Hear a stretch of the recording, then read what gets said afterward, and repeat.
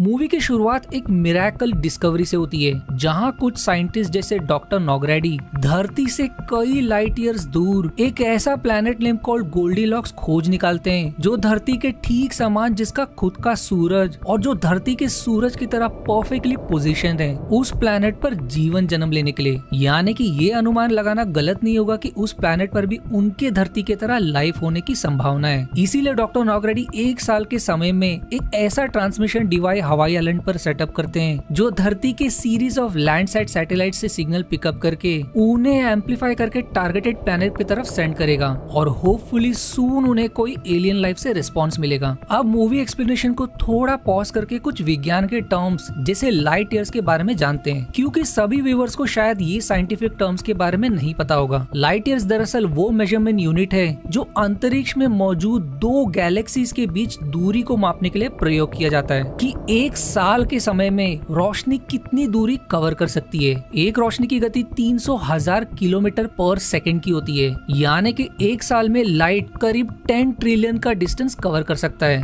अब सवाल कि आखिर स्पेस में प्लैनेट्स के बीच के डिस्टेंस कवर करने के लिए लाइट के स्पीड की क्या जरूरत, हम किलोमीटर्स में क्यों मेजर नहीं कर सकते? वेल, वो इसलिए क्योंकि धरती का एक प्री डिफाइंड डिस्टेंस है जिसे हम किलोमीटर्स के यूनिट से आंक या रीड कर सकते हैं। पर अगर आप धरती से सबसे करीबी गैलेक्सी को किलोमीटर्स में मेजर करोगे तो उसका दूरी 21 क्विंटिलियन किलोमीटर है, जो कि पढ़ने में बड़ा ही मुश्किल है। इसलिए astronomers light years unit use करते हैं, जिसके ऊपर एक और यूनिट है कॉल्ड पार्सेक, जहां 1 parsec is equal to 3.26 light years. पर वहीं जब हमें अपने ही ब्रह्मांड के बीच के दो प्लैनेट्स के डिस्टेंस को मेजर करना होता है तो उन्हें हम किलोमीटर पर मेजर करते हैं कॉल्ड एस्ट्रोनॉमिकल यूनिट, जो कि एवरेज डिस्टेंस है धरती और सूरज के बीच। अब दूसरा नॉलेज कि अपने ब्रह्मांड का सूरज और चांद संयोग से एग्जैक्ट उतने ही दूरी पर मौजूद है जिसकी मदद से धरती पर जीवन जन्म ले सका। वरना यदि सूरज या चांद धरती से और दूर होता तो धरती पूरी तरह से जम जाता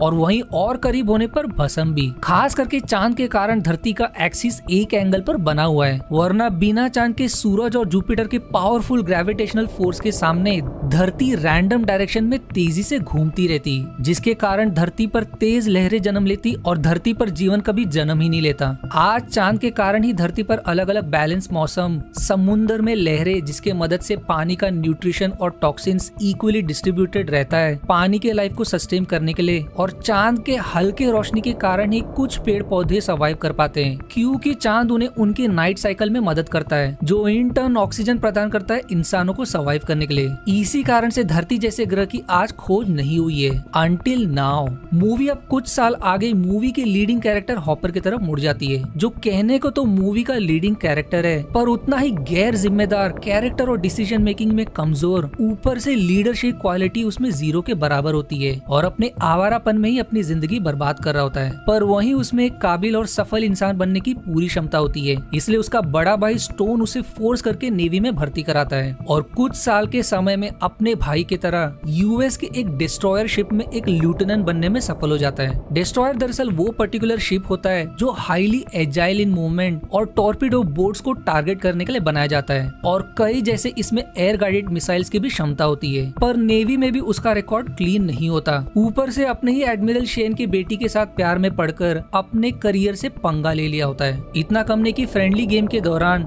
जापानीज नेवी टीम के कैप्टन से बदसलूकी से पेश आने पर उसे रिम्पैक एक्सरसाइज खत्म होने पर नेवी से निकाले जाने की खबर मिलती है। रिम्पैक दरअसल वो नेवियल एक्सरसाइज है जहां इंटरनेशनल लेवल पर कई देश फ्रेंडली कॉम्बैट एक्सरसाइज में भाग लेते हैं, और इसी दौरान junior to Hopper officer Raikes AKA Rihanna की भी एंट्री होती है और सीन कट होकर हॉपर की गर्लफ्रेंड समांथा की तरफ मुड़ जाती है, जो being a therapist retired marines को साइकोलॉजिकली और फिजिकली रिकवर करने में मदद करती है। इसीलिए कुछ ऐसे ही सेशन के दौरान आर्मी वेटरन माइक के साथ दुर्भाग्य से उसी आइलैंड जहां वही लैंडसाइड सैटेलाइट्स और उनका कंट्रोल रूम स्थित है वहां स्ट्रोल करते दौरान जल्दी उनका आमना सामना धरती के नए मेहमान से होने वाला है, क्योंकि उसी समय डॉक्टर नॉगरेडी को कुछ एलियन शिप्स धरती की तरफ साउंड के स्पीड में बढ़ते रडार पर डिटेक्ट होता है, जिससे देख उसके पसीने छूटने लगते हैं और तुरंत यूएस डिफेंस के फोर्स को आगाह करता है। वो शिप्स अपने रास्ते में सभी सैटेलाइट्स को नष्ट करते हुए उनमें से एक किसी एक ऑर्बिटल सैटेलाइट को टकराकर चकनाचूर हो जाता है, और अब उसका मलबा हांगकांग सिटी के स्थित बुद्धिस्ट पुतले को जस्ट मिस करते हुए पहाड़ पहाड़ से बाउंस होकर सीधे बैंक ऑफ चाइना टावर से टकराकर समुद्र में क्रैश हो जाता है। पर वो टावर चाइनीज वर्जन ऑफ 9/11 की तरह आधे हिस्से में कटकर लाखों को अपने चपेट में ले लेता है। वहीं बाकी के शिप्स ठीक उनके एक्सरसाइज के जोन की तरफ लैंड करते हैं। इन्वेस्टिगेशन के बाद उन्हें क्लियर होता है कि ये शिप्स उसी ग्लियस सोलर सिस्टम गोल्डी ब्लॉक्स ग्रह से आए हैं जहां उन्होंने कुछ समय पहले कम्युनिकेशन सिग्नल भेजा था।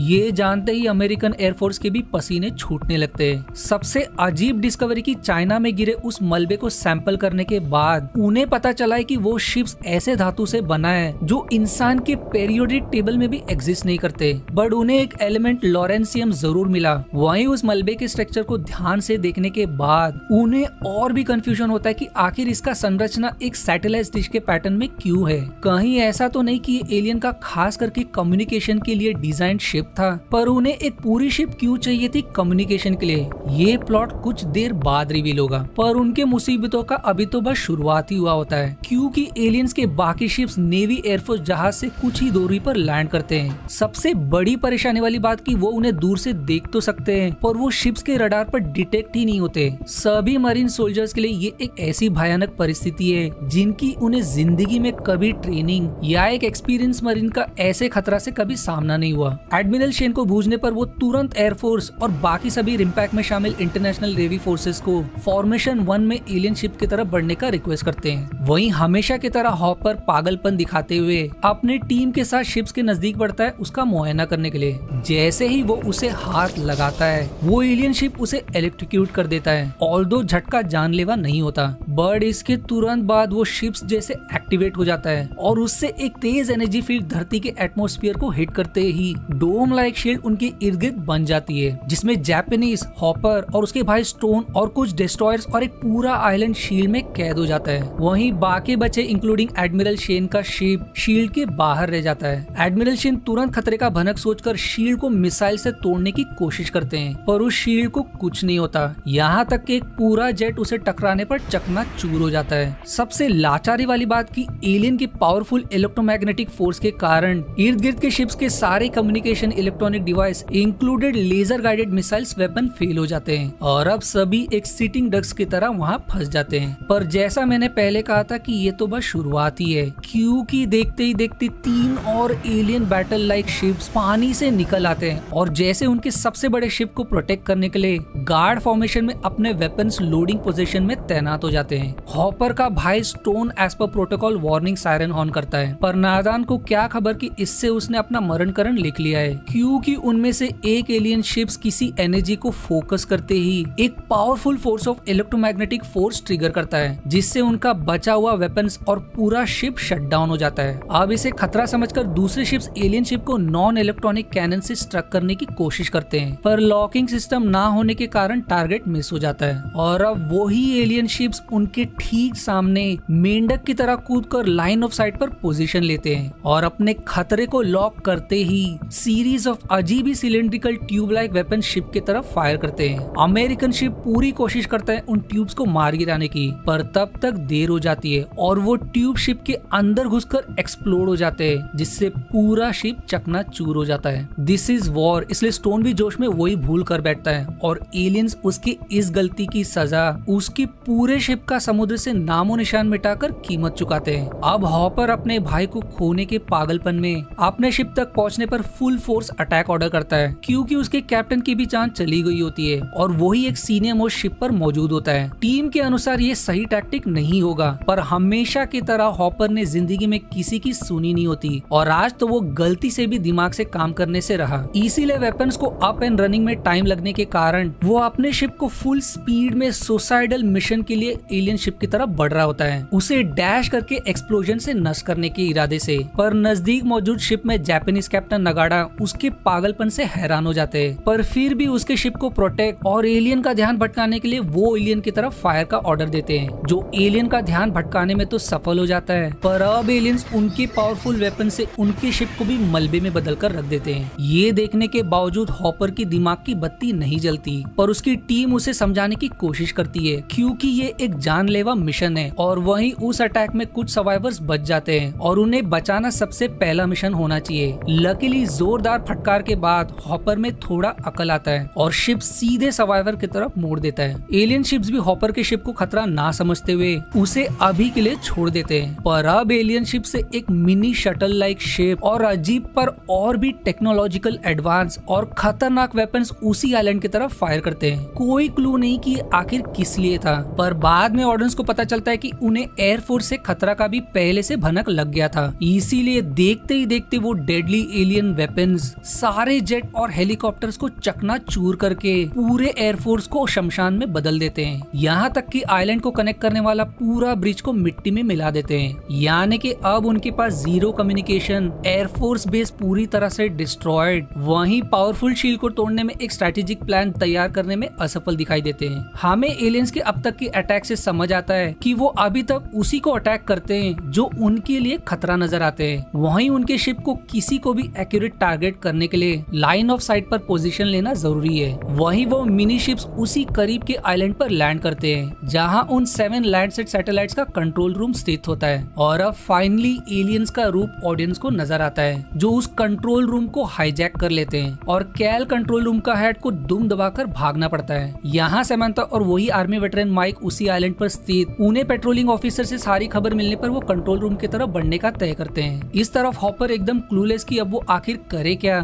थोड़ी हिम्मत जुटाने के बाद उन्हें समुद्र से एक घायल एलियन मिलता है जो शायद उस एलियन शिप का हिस्सा था। हॉपर कैसे तो उसका लॉक मास्क निकालने पर उनका पहली बार एलियन के असल रूप से आमना सामना होता है, पर टू द हॉरर की वो जिंदा होता है और हॉपर की शक्ल को दबोच लेता है और मानो वो एलियन हॉपर को माइंड के थ्रू उनका प्लान रिवील करता है कि कैसे वो हजारों में यहाँ लैंड करने वाले धरती को नष्ट करने के लिए। इससे पहले कि वो सब रिएक्ट कर सके, दूसरे एलियन अपने साथी को ट्रेस करते हुए उनके शिप पर ढाबा बोलते हैं और अपने साथी को रेस्क्यू करके उन्हें बिना चोट पहुंचाए रिटर्न लौट जाते हैं। पर उनमें से एक उनके शिप के मेन वेपन को डिस्ट्रॉय करने की कोशिश करता है, पर सोल्जर्स बहादुरी और फाइनली हॉपर थोड़ी समझदारी और चालाकी दिखाते हुए एलियन को आर्टिलरी गन्स कॉल्ड गन ट्यूरेट उनसे खत्म करने में सफल हो जाता है। अब यहाँ डॉक्टर नोग्राडी सारे पीसेस के पजल को जोड़ने के बाद एलियन की उस क्रैश शिप का मिस्ट्री रिवील होता है और एक चिंता वाली खोज करते हैं कि शायद एलियन का वो क्रैश शिप एक कम्युनिकेशन यानी कि एक टेलीफोन बूथ लाइक शिप था। शायद इनका प्लान अपने प्लैनेट कांटेक्ट करके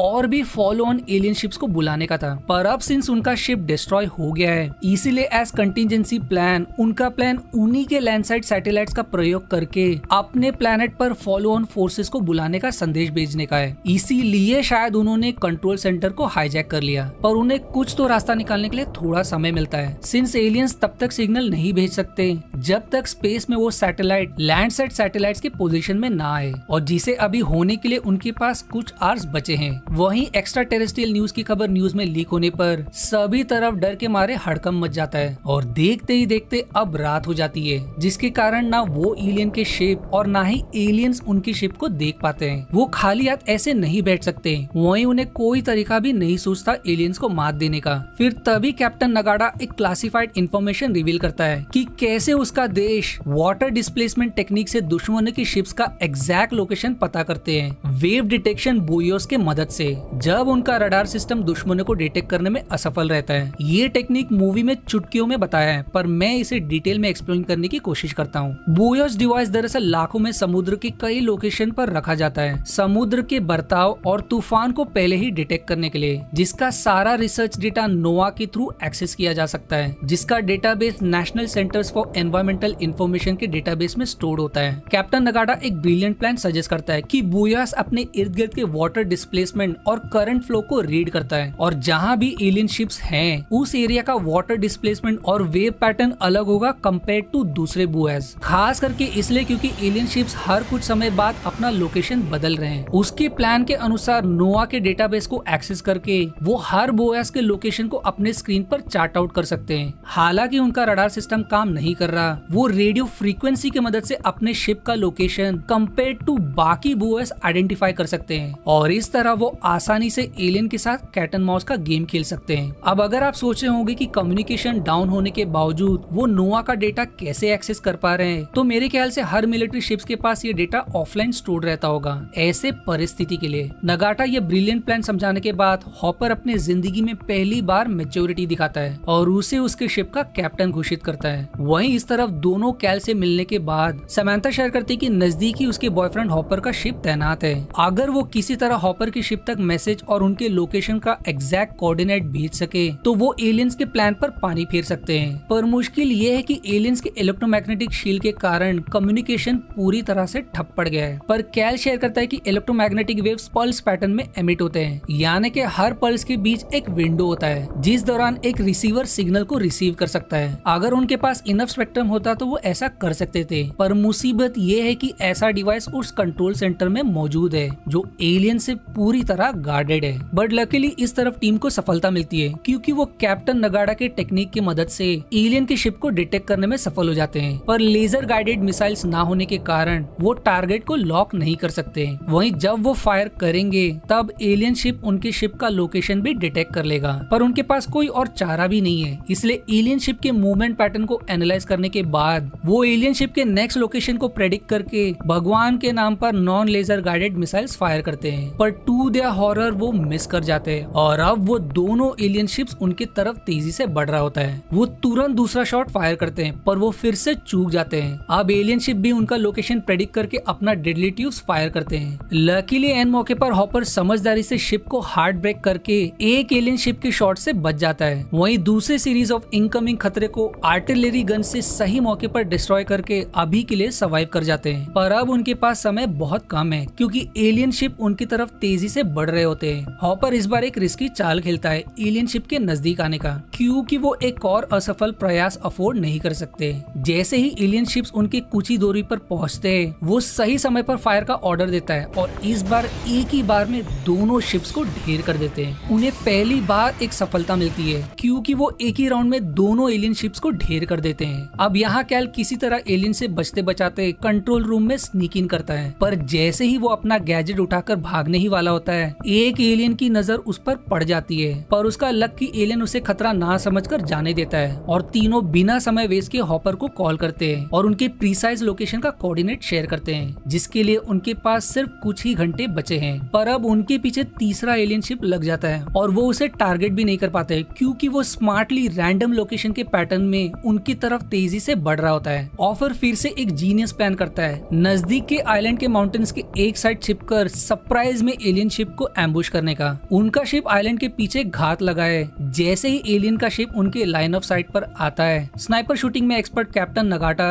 और हॉपर स्नाइपर गन से सबसे पहले एलियन के कंट्रोल रूम को शूट करके उन्हें टेम्पररी ब्लाइंड कर देते हैं, जिससे डिस्ट्रैक्शन हो जाने के कारण उन्हें काफी समय मिल जाता है और वो एक साथ अपने सारे वेपन से एलियन शिप को राख में बदल देते हैं, जिससे उनकी खुशी का ठिकाना नहीं रहता। पर वो कुछ ज्यादा ही जल्दी खुशी मना रहे होते हैं क्योंकि एलियन मास्टर शिप उनकी तरफ वही डेडली वेपन्स फायर करता है। इससे पहले कि वो रिएक्ट भी कर सके वो डेडली वेपन्स उनके शिप के चीथड़े कर देता है। पर लकीली सभी सही समय पर कूदकर इमरजेंसी बोर्ड से निकल आते हैं। पर अब वो हार मानने लगते कि आखिर वो आगे अब कर भी क्या सकते हैं। वहीं किसी भी पल एलियंस अपने ग्रह सिग्नल भेजने में सफल हो जाएंगे। पर फिर तभी हॉपर को याद आता है कि वो नजदीक शिप म्यूजियम से किसी एक ढंग के शिप से अपना मिशन कंटिन्यू कर सकते हैं। पर मुश्किल बात यह है कि ये 70 साल पुराने टेक्नोलॉजी पर बना और एनालॉग डिस्ट्रॉयर शिप जिसे किसी को चलाना नहीं आता। पर उनका लक कि इसे किसी समय चलाने वाले वॉर वेटरन्स नजदीक ही मौजूद होते हैं और स्पेशली शिप में इनफ फ्यूल और वेपन्स होता है कुछ देर लड़ने के लिए। शिप को किसी तरह दुरुस्त करके अपने फाइनल मिशन के लिए निकल पड़ते हैं। But they are in for a surprise क्योंकि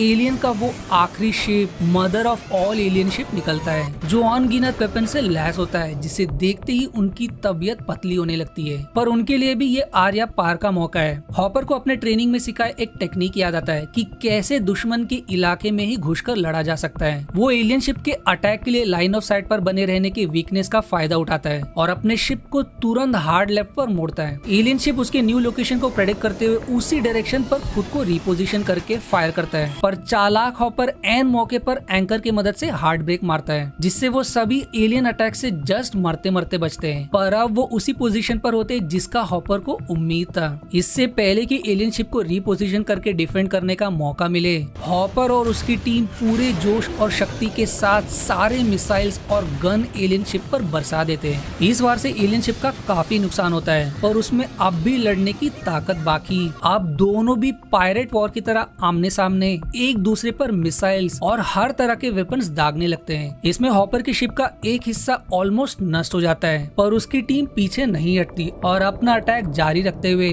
इससे एलियन शिप मैसिवली डैमेज हो जाता है और उनका शील्ड भी टूट जाता है। एडमिरल शिन तुरंत मौका बिना गवाए एयर अटैक ऑर्डर करते हैं। वहीं हॉपर को याद आता है कि समय ऑलमोस्ट होने वाला है। इससे पहले कि एलियन सिग्नल भेजने में सफल हो, उन्हें अपने आखिरी बचे मिसाइल से आइलैंड को नष्ट करना होगा। पर उनकी फूटी किस्मत की एलियन शिप डूबते डूबते एक आखिरी डेडली वार कर जाता है। एक तरफ हॉपर अपना आखिरी मिसाइल सही समय पर लॉन्च करके कंट्रोल सेंटर को नष्ट करके सारे सैटेलाइट्स को डिस्ट्रॉय कर देता है और समंथा और उसकी टीम सही समय पर बच निकलती है, तो दूसरी तरफ एलियन का वो आखिरी अटैक उनकी तरफ बढ़ रहा होता है। Too late for counter attack. उन्हें खड़े खड़े अपने सामने यम नजर आने लगता है, पर उनकी अच्छी किस्मत की सही समय पर एयरफोर्स सारे इनकमिंग खतरे को उनकी शिप को हिट करने से पहले ही अपने अचूक निशाने से खत्म कर देते हैं। और अब सीन उनकी वीरता को सराहने के लिए उन्हें वीर चक्र से सम्मानित किया जाता है और मूवी एडमिरल शेन के हॉपर को उसका as son in law accept करने की खुशी के साथ खत्म हो जाता है। पर मूवी के क्रेडिट सीन के एंड में किसी यूरोपियन लोकेशन पर कुछ लोगों को कोई क्रैश तारा नजर आता है, जो शायद उसी क्रैश शिप का मलबा है। एक बंदे में तो इतनी चूल मची होती कि वो हर तरह से इसे खोलने की कोशिश करता है। अंत में कई अटेम्प्ट्स के बाद खोलने में सफल हो जाता है और उससे वही एलियन बाहर निकलते हुए मूवी कंप्लीटली एंड हो जाती है।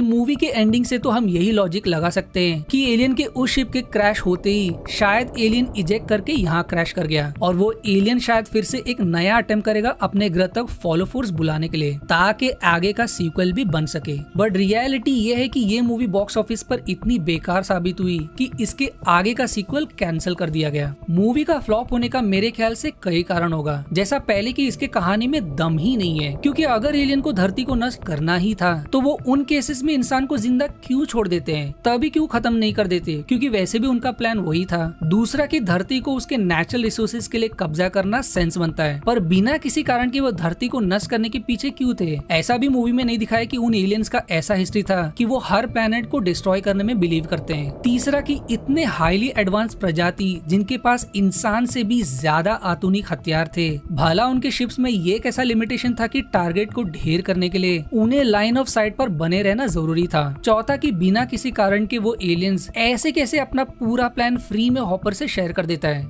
ऐसा तो नहीं कि उसे हॉपर का शक्ल कुछ ज्यादा ही पसंद आ गया इसीलिए उसका शक्ल दबोच लेता है। सबसे आखिर और बेतुका की कौन से म्यूजियम में रखे शिप्स में भला फ्यूल के साथ साथ अति खतरनाक मिसाइल्स भी पड़े रहते हैं। नो वंडर एलियन सिर्फ अमेरिका पर ही हमला बोलते हैं। मेरे ख्याल से अगर आप मूवी को मनोरंजन और साईफाई एक्शन के इंटरेस्ट से देखोगे तो ये वन टाइम वॉच के लिए काफी है, पर अगर आप इसमें लॉजिक की खोज करोगे तो मेरी तरह डिसअपॉइंट हो जाओगे, इसलिए दिमाग को साइड में रखकर ही देखना। अब बचा मेरे लास्ट कम्युनिटी पोस्ट के जवाब का। मेनी थैंक्स टू जिन्होंने भी इंटरेस्ट दिखाया इसे वोट करने में, पर आप मेरा जवाब सुनकर चकित हो जाओगे, क्योंकि जिस काम के लिए मुझे सबसे ज्यादा वोट मिला है कि मुझे पूरी वीडियो बनाने में बोर लगता है, दरअसल वही मेरा सबसे पसंदीदा काम है, क्योंकि मूवी के हर पहलू के बारे में जानना और उन्हें उसी तरह डिटेल और डीपली एक्सप्लेन करना मुझे पसंद आता है, जिसमें मैं किसी भी तरह का कॉम्प्रोमाइज नहीं करता। जितना ज्यादा कॉम्प्लिकेटेड मूवी होगा उतना ही ज्यादा मुझे मजा आएगा स्क्रिप्ट लिखने में। वहीं जिस ऑप्शन के लिए मुझे सबसे कम रेटिंग मिली, रियलिटी ये है कि वही मुझे सबसे बोरिंग काम लगता है। आप शायद यकीन ना करो, पर आपने जितने भी मेरी वीडियो अब तक देखी है जिसके वॉइस ओवर में हार्डली आपको कोई गलती नजर आई होगी, दरअसल उन्हें क्लियर और प्रॉपर टोन में रिकॉर्ड करने के लिए मुझे काफी टेक्स लेने पड़ते हैं। इसीलिए मेरी 15 मिनट्स की वीडियो का वॉइस ओवर 30 मिनट्स के ऊपर हो जाता है हर बार। इससे आप इमेजिन कर सकते हो कि इन 2 वीडियोस को बनाने के लिए कितना लंबा रिकॉर्डिंग और एडिटिंग लगा होगा। अगर आपको बिहाइंड द सीन का वॉइस ओवर रिकॉर्डिंग ब्लूपर सुनना है तो मुझे कमेंट में येस या नो से जरूर बताएं, मुझे आपसे शेयर करने में मजा आएगा।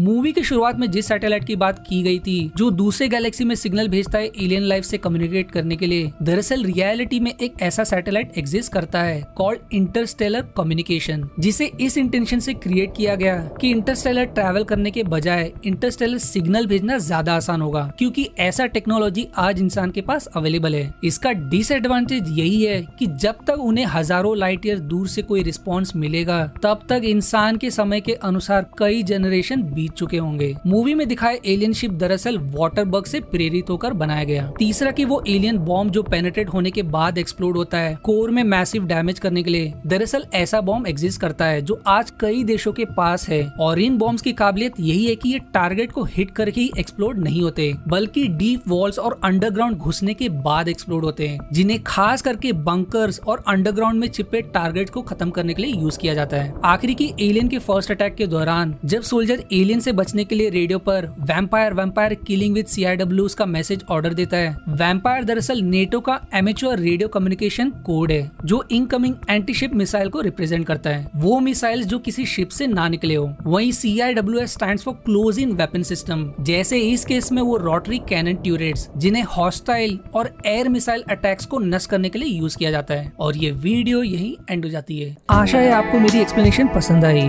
यदि हाँ तो प्लीज वीडियो को लाइक करना और चैनल को सब्सक्राइब करके सपोर्ट करना ना भूलें। मिलते हैं अगले एक्सप्लेनेशन वीडियो में, तब तक के लिए धन्यवाद दोस्तों।